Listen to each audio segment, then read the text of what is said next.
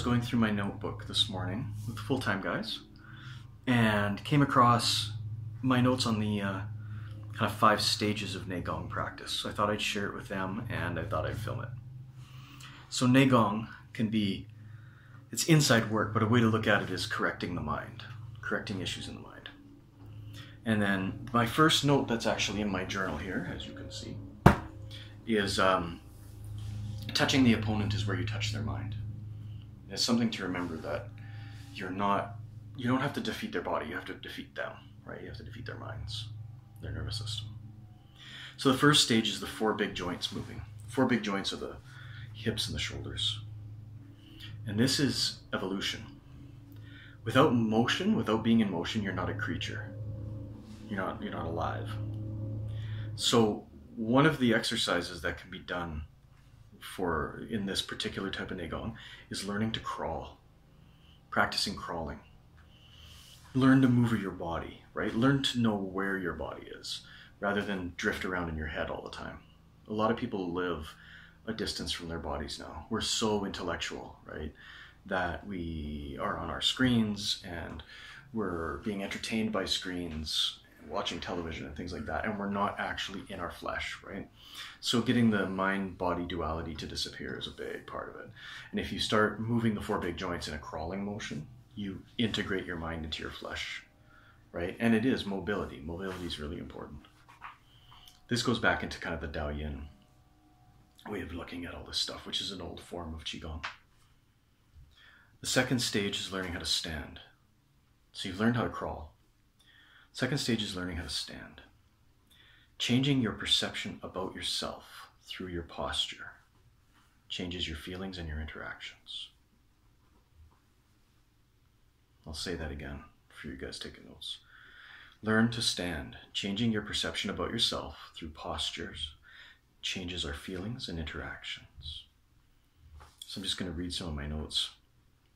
It takes you outside of yourself. A sense of horizon, like being able to see the horizon line, brings us distant vision. So a lot of, like when we're first born, right, our vision is really close to us. It's the only thing we can sort of really make out, right? Everything else is sort of fuzzy. And understanding that seeing the horizon starts to give us a sense of distance, a sense of like that we have a place in the world, that there's a world around us. The problem with the distance, though, is that it allows us to get lost in it. When you're always focusing on the distance, it's easy to not be connected to where you are. Does that make sense? So at first you have to get your mind into your body. And then you have to get your body into space, if you will. By standing, you start to have to realize where you actually are. And in order to figure out where you actually are, you have to figure out where you're not.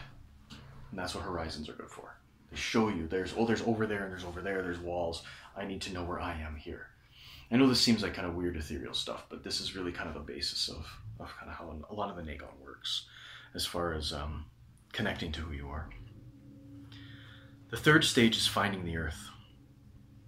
By finding the earth, we relax and find who we are and where we are. So now this is where breathing begins. So we've crawled, we've stood, now we're breathing.